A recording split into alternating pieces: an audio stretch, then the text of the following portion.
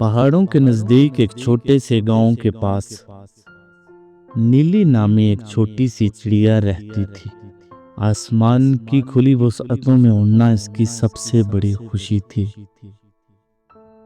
ہر صبح وہ درختوں سے اوپر نکل جاتی۔ ہوا اس کی دوست تھی، بادل اس کا گھر، اور اس کا دل مسرت سے بھرپور تھا۔ لیکن ایک دن اچانک ایک بہت بڑا طوفان آ گیا۔ آسمان کالے بادلوں سے کالا پڑ گیا۔ زوردار گرج چمک اور خوفناک بجلی کڑکنے لگی۔ نیلی نے طوفان سے نکلنے کی کوشش کی، مگر ہوا بہت طاقتور ہو گئی۔ تیز ہوا نے اسے ادھر ادھر پھینکا اور آخر کار وہ بے بسی سے زمین پر گر پڑی۔ جب اس نے آنکھیں کھولیں تو اس کے پر بری طرح زخمی ہو چکے تھے۔ اس نے دوبارہ اڑنے کی کوشش کی، مگر پر کمزور اور ٹوٹے ہوئے تھے، وہ اڑ نہ سکی۔ دن اور پھر ہفتے گزر گئے۔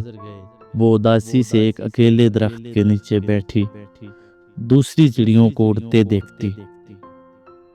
وہ بڑبڑاتی، میرے ساتھ ہی کیوں؟ میں نے کیا غلط کیا؟ میرے پر کیوں چھن گئے؟ اس کا دل غم سے بھر گیا تھا۔ ایک صبح درویش بابو نامی ایک مہربان راہب وہاں سے گزرا۔ اس نے چڑیا کو خاموش بیٹھے دیکھا۔ اس نے نرمی سے پوچھا، چھوٹی مخلوق، تم اتنی دکھی کیوں؟ نیلی نے اپنا دکھ بتایا۔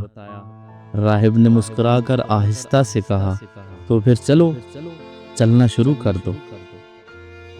چلوں؟ نیلی نے حیران ہو کر کہا، میں تو پرندہ ہوں، پرندے چلتے نہیں، اڑتے ہیں۔ راہب نے شفقت سے دیکھا اور کہا، جب ایک راستہ بند ہو جاتا ہے تو دوسرا کھل جاتا ہے، تمہیں بس اسے دیکھنے کی ضرورت ہے۔ اگلی صبح اس نے اپنا پہلا چھوٹا سا قدم اٹھایا۔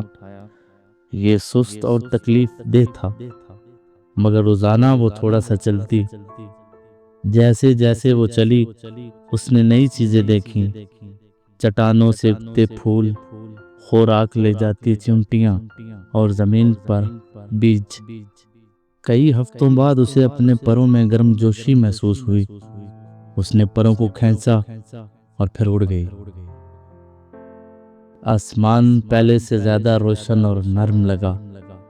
اس نے راہب کو دیکھا، نیچے اتر کر سر جھکایا اور بولی، آپ صحیح تھے، آسمان اب مختلف محسوس ہوتا ہے۔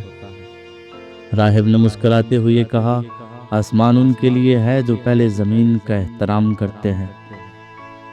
تمہارا درد سزا نہیں، سبق تھا، تم نے اڑنے کے لیے چلنا سیکھا۔ تو میرے دوستو،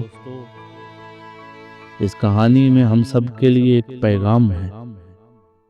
جب زندگی مشکل ہو جاتی ہے تو ہم اکثر شکایت کرتے ہیں، لیکن شکایت صرف مزید غم لاتی ہے اور شکر گزاری سکون لاتی ہے۔ لہٰذا شکایت کرنا چھوڑیں اور جو کچھ آپ کے پاس ہے اس کے لیے شکر ادا کرنا شروع کریں، تب ہی آپ اندر سے پرسکون اور خوشی محسوس کریں گے۔